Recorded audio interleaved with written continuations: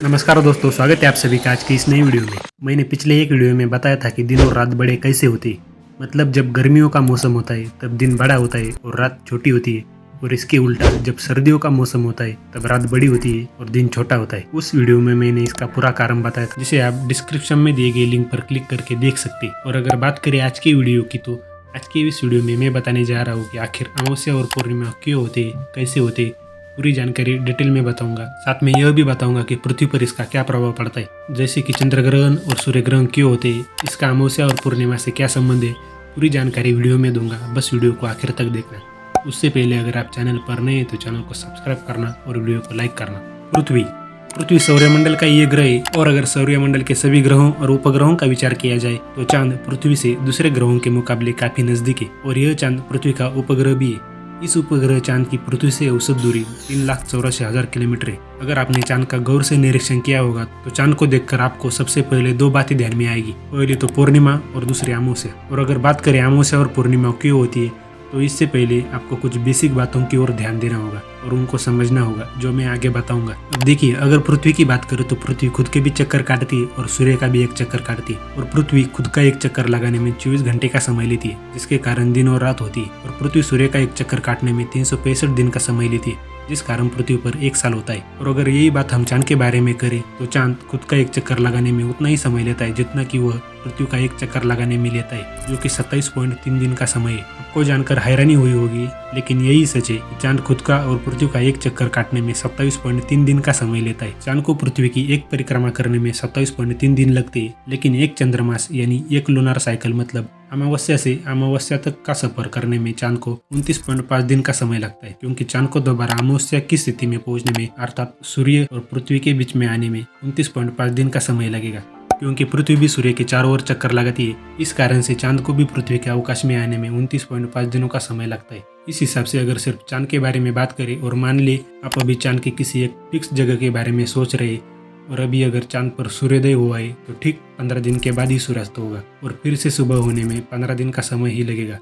इस कारण से हमें चांद की हमेशा एक ही बाजू दिखाई देती है और दूसरे बाजू के हमें कभी भी दर्शन नहीं होते, क्योंकि चांद अपनी एक साइकिल 29.5 दिन में पूरी करता है। इस 15 दिन में अगर चांद पर दिन का समय है तो चांद का तापमान लगभग 130 डिग्री सेल्सियस तक पहुंच जाता है, और जब रात का समय होता है तब चांद का तापमान -110 डिग्री सेल्सियस तक नीचे गिर जाता है। अब आप यह सोचेंगे कि अगर चांद पर पृथ्वी के दिनों के हिसाब से 15 दिनों का दिन रहता है तो चांद की धरती पर सूरज हर दिन कितना आगे बढ़ता है। जैसे कि पृथ्वी पर सूरज 180 डिग्री जाने में 12 घंटे का समय लेता है और 360 डिग्री होने में 24 घंटे का समय लेता है, वैसे ही चांद की धरती पर 24 घंटे के अंतर में सूरज सिर्फ 12 से 13 डिग्री आगे बढ़ता है। मतलब अगर आज सुबह के 6 बजे चांद की धरती पर सूरज किसी एक पोजीशन पर होगा तो अगले दिन ठीक सुबह 6 बजे सूरज सिर्फ 12 से 13 डिग्री ही आगे बढ़ा हुआ होगा। अब जैसा कि पृथ्वी और चांद को खुद का प्रकाश नहीं है, तो पृथ्वी पर दिन और रात सूरज की पड़ने वाले प्रकाश के कारण होते हैं। ठीक वैसे ही चांद को प्रकाश नहीं है तो हमें चांद की कलाएं भी सूरज की पड़ने वाले प्रकाश के कारण दिखती है। अब दो सबसे महत्वपूर्ण बात ध्यान में रखिए। पहली, आप सबको पता है कि अगर चांद की मौजूदा स्थिति क्या है उसको देखना है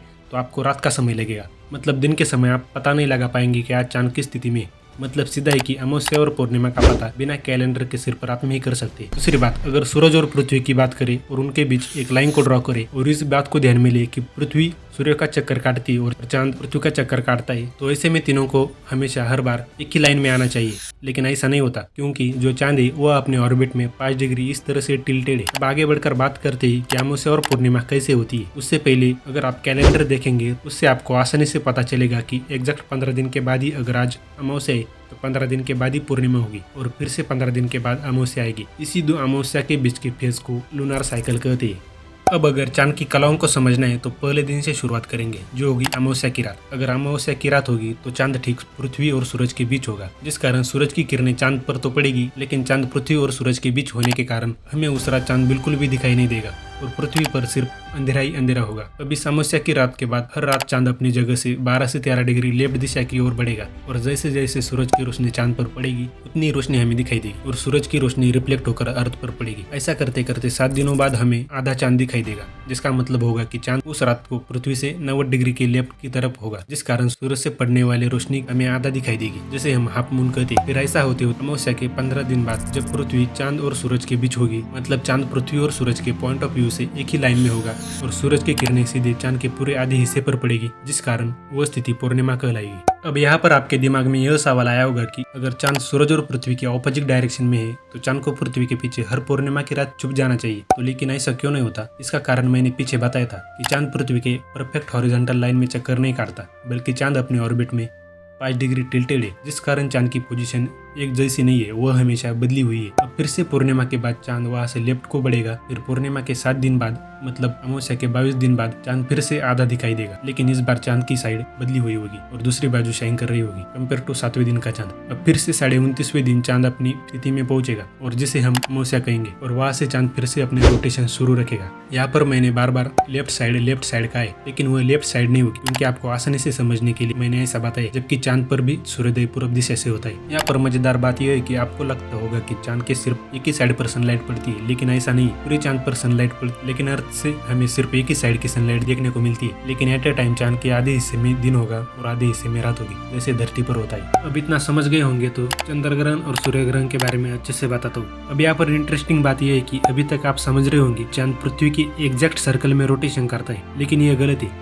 जबकि चांद पृथ्वी के इस तरह से चक्कर काट रहा है, जिसे हम इलिप्टिकल ऑर्बिट कहते हैं। इस ऑर्बिट के कारण कभी चांद पृथ्वी से ज्यादा नजदीक होता है तो कभी बहुत दूर जाता है, इसलिए धरती भी चांद के ऑर्बिट के एग्जैक्ट सेंटर में नहीं है। लेकिन यहाँ पर इंटरेस्टिंग फैक्ट हम पहले बताना चाहूंगा कि जो चांद है वो 5 डिग्री टिल्टेड है, जिस कारण चांद अपने रोटेशन के दौरान सिर्फ कुछ ही बार इस सीधे लाइन में आता है, जिससे सूर्य ग्रहण और चंद्र ग्रहण होते हैं। तो दोस्तों, अब अगर समझे सूर्य ग्रहण और चंद्र ग्रहण कैसे होता है, अगर सूर्य ग्रहण को समझे तो सूर्य ग्रहण होने के लिए चांद को पृथ्वी और सूरज के बीच में आना होगा, जिससे सूरज से पृथ्वी पर डायरेक्ट पड़ने वाली किरणें पहले चांद पर पड़ेगी, फिर चांद की छाया पृथ्वी के कुछ हिस्से पर पड़ेगी, जिसे हम सूर्य ग्रहण कहेंगे। लेकिन मजे की बात यह है कि सूर्य ग्रहण सिर्फ दिन के समय में होता है। अब अगर चंद्र ग्रहण के बारे में समझे तो चंद्र ग्रहण होने के लिए पृथ्वी को चांद और सूरज के बीच में आना होगा, जिससे सूरज से चांद पर डायरेक्ट पड़ने वाली किरणें पहले पृथ्वी पर पड़ेगी, फिर पृथ्वी की छाया चांद पर पड़ेगी, जिसे हम चंद्र ग्रहण कहेंगे। लेकिन यहाँ पर एक फर्क है सूर्य ग्रहण और चंद्र ग्रहण के बीच। जैसे सूर्य ग्रहण दिन के समय होता है, लेकिन चंद्र ग्रहण रात के समय में होता है। अब यहाँ तक आप समझ गए होंगे सूर्य ग्रहण और चंद्र ग्रहण कैसे होती है,